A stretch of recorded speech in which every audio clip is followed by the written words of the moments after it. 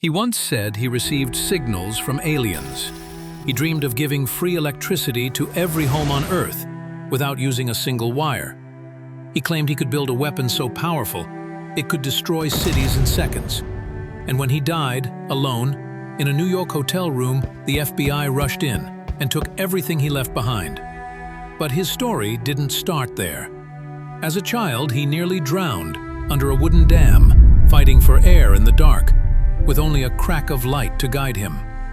Years later, he helped power the world, and still died broke. This isn't a movie.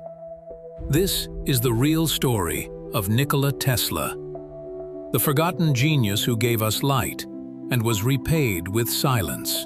He was born at midnight, in the middle of a thunderstorm, as lightning cracked the sky outside a small wooden house in a Croatian village.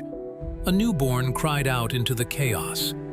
The midwife looked at the storm, then at the child, and whispered, "This is a child of darkness." His mother replied softly, "No, he is a child of light." That child was Nikola Tesla, and even in his earliest days it was clear he saw the world differently. He didn't just play with toys, he built them.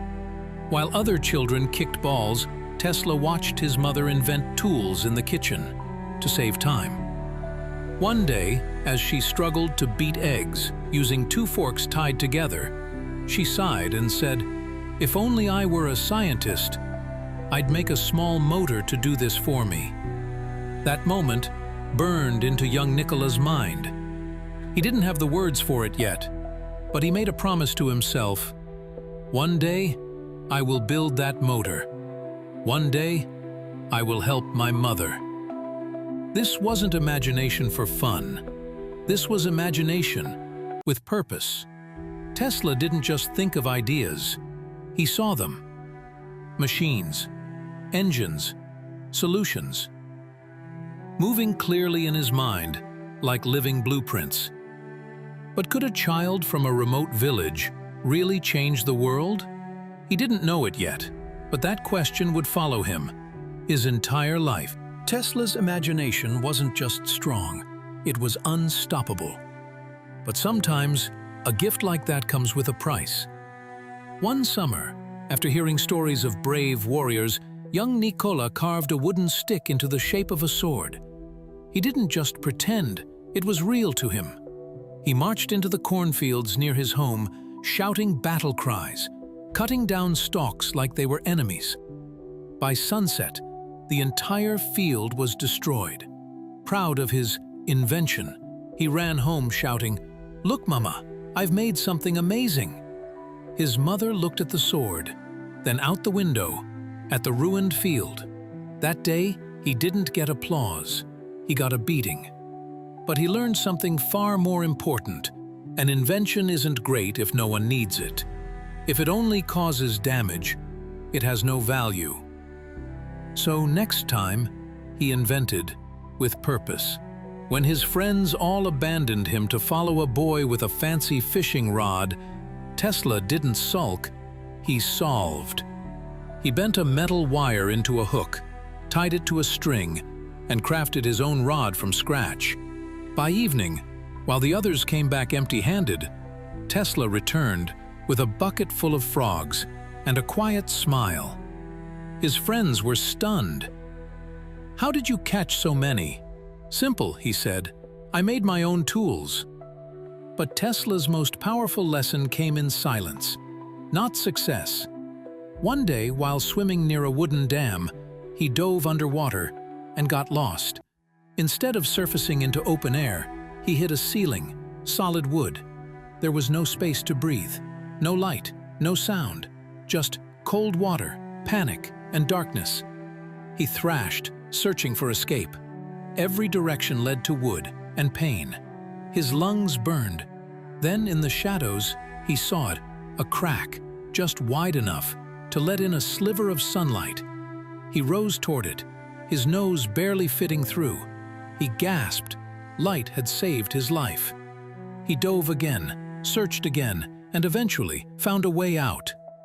Tesla would keep chasing light, for the rest of his life, not just physical light, but truth, energy, possibility, and the world, for better or worse, would never be the same. Tesla had survived drowning, but now he had to survive something even harder: expectations. In school, he was a phenomenon. He could solve complex math problems in seconds. He memorized entire books after a single reading. But what fascinated him most was electricity. It wasn't just wires and circuits to him. It was alive. It moved. It spoke. He once wrote, "The secrets of nature are hidden in the patterns of light and energy." But not everyone was impressed. His father, an Orthodox priest, believed inventing was a waste of a holy life. "God has given you a sharp mind, Nikola," he said. "You must use it in the church." Tesla didn't argue. He dreamed. And then he collapsed. A violent illness took hold of his body: cholera. In those days, it was often a death sentence. For months he lay in bed, feverish, fading, forgotten by most. Everyone gave up hope, except his father. In a rare moment of softness, he whispered to his dying son, "If you live, I'll let you study science. I'll send you to the best school. You will become an inventor." And just like that, Tesla fought back. He recovered, slowly, painfully, but with a fire inside him now that wouldn't go out. He enrolled in engineering school, and there, one idea took over his mind: alternating current. A type of electricity that didn't just flow in one direction, but reversed, pulsed, repeated. It could travel further, waste less, do more, but no one took it seriously. To his professors, it sounded impossible. Useless, they called it. But Tesla had seen the light before, and this time, he wasn't going to let anyone block it. Tesla believed that ideas could change the world. But in the real world, it wasn't just about ideas, it was about power. After graduating, Tesla worked for an electrical company in Paris, one linked to a man already famous across the Atlantic, Thomas Edison. Edison was a giant, the inventor of the phonograph, the man lighting up parts of America with direct current, DC power. When Edison's company heard about Tesla's skills, they invited him to New York. Tesla arrived in 1884 with a letter of recommendation that said, "I know two great men. One is you, the other is this young man." Edison hired him on the spot. Soon, Tesla was redesigning the company's generators, making them more efficient, more reliable. His work was so impressive that Edison offered him a deal. "Fix all these problems, and I'll pay you $50,000. Tesla worked for months, day and night, driven by vision and desperation. He delivered. Every promise met, every problem solved. So he asked for his payment, and Edison laughed. "Tesla, you don't understand American humor." There was no bonus, no thanks, just betrayal. Tesla walked out, heartbroken.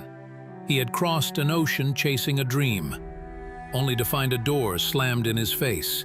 For a time, he disappeared, broke, hungry, humiliated. He took the only job he could get, digging ditches, for the same power company he had once improved. Imagine it.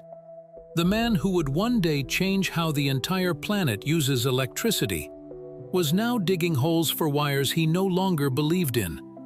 But Tesla wasn't finished. Sometimes, a dream doesn't die. It just goes underground for a while. You can bury a man, but you can't bury a better idea. After months in the dirt, Tesla got a break. An engineer who had seen his talent introduced him to investors, men willing to bet on his wild idea: alternating current, AC. It was the exact opposite of what Edison was building, direct current, or DC. Edison's system worked, but it was inefficient. DC electricity could only travel short distances. AC, it could travel for miles. It could power cities from a single generator. Tesla's vision was simple. Energy should not stop. It should flow, like nature.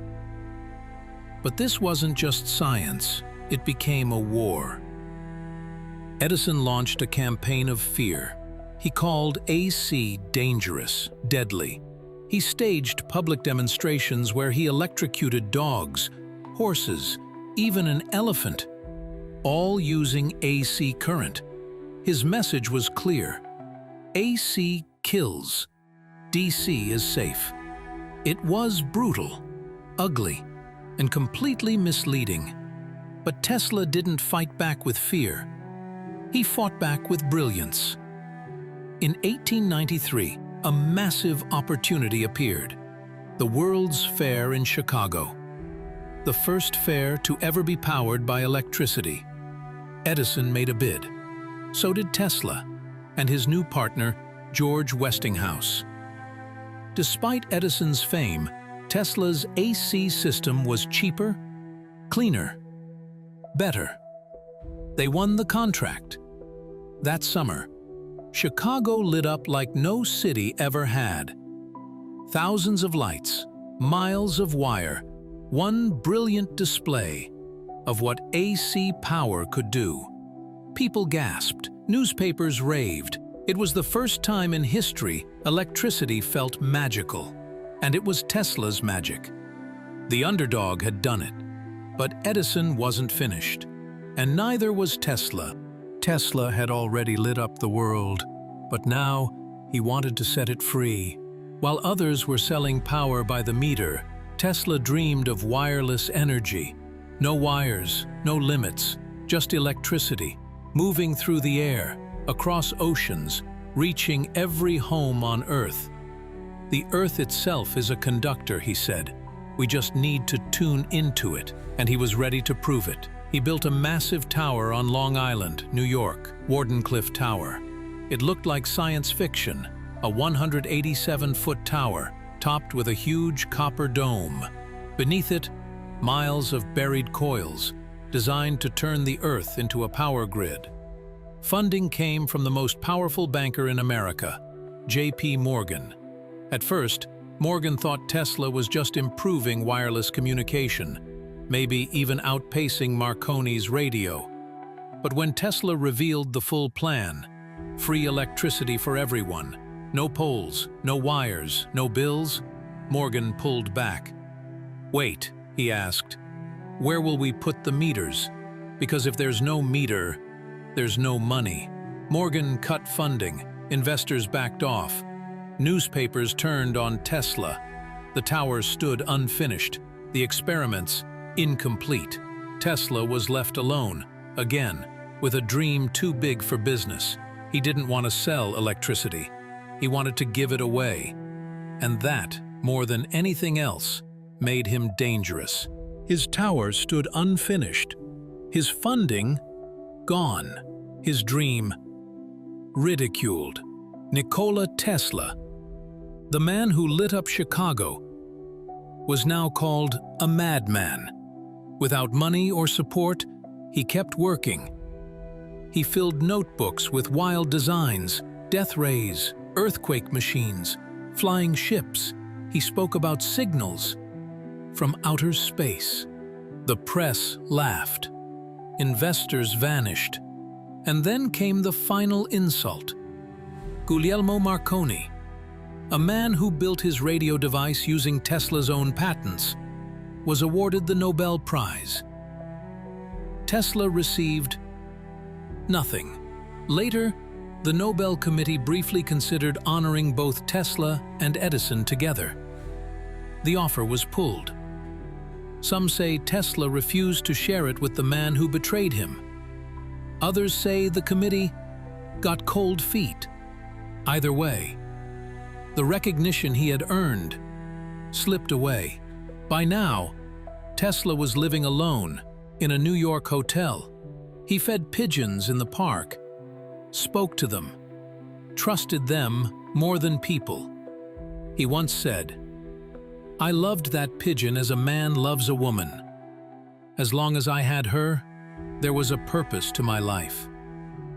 The world had moved on, celebrating Edison, praising Marconi. And Tesla? He was vanishing. But the question remains, was he losing his mind? Or just so far ahead that no one else could see where he was going? As the world prepared for war, Tesla made one final claim. He said he had designed a weapon so powerful it could end all wars forever. He called it the death ray. Not a bomb, not a missile, but a focused beam of electricity, capable of destroying planes, entire armies, even cities, from miles away. Tesla offered to sell the design to the US, the UK, even the Soviet Union. Some offered him millions, but none trusted him enough to pay up front. And Tesla, burned too many times, refused to hand it over first, so the deals fell apart, and the weapon was never built. On January 7, 1943, Tesla was found dead in his hotel room, alone, penniless, forgotten. Within hours, the FBI stormed the room. They seized everything: documents, sketches, devices. Some were logged and stored, but 20 boxes, the most sensitive files, vanished. To this day, no one knows where they went. Were they destroyed, stolen, or locked away in a vault, too dangerous to reveal? Because what if Tesla had actually done it? What if the man everyone thought was mad was the one man who held the key to world-changing power? He died alone. But he didn't disappear. Today, in the city of Belgrade, inside a museum that bears his name, you'll find a golden sphere sitting atop a pedestal. Inside that sphere are the ashes of Nikola Tesla. Next to it lies his death mask and thousands of pages of sketches, blueprints, and theories, some of which the world is still trying to understand. He held over 700 patents, many of them lost, stolen, or buried, but the ones that survived, they power your world. Alternating current, wireless communication, remote control, X-rays, even the Tesla car, named not for marketing, but for tribute. The man they called mad was simply too far ahead. He gave us the future. We gave him nothing. And yet, his ideas live on, in every light switch, every charging cable, every wireless signal. You don't have to believe in death rays or alien signals. To know this, Nikola Tesla changed your life. Even if history tried to forget him, the future couldn't. So, what do you think? Was Nikola Tesla a mad genius? Or the most important mind in human history? Let us know in the comments below, because sometimes history remembers the loudest voice, not the brightest mind.